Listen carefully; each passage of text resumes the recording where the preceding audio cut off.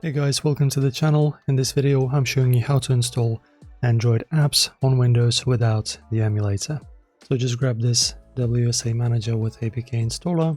Okay, let's launch the app. Okay, just let it download. Okay, almost done. Alright, so let's begin. So just start this service. Let me just change the window.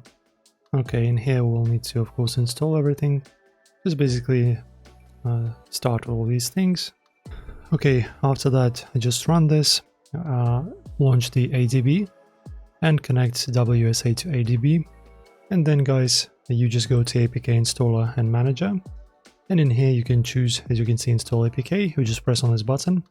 On your Windows just choose the APK file you wish to install, and pretty much that's it. You can just use the application.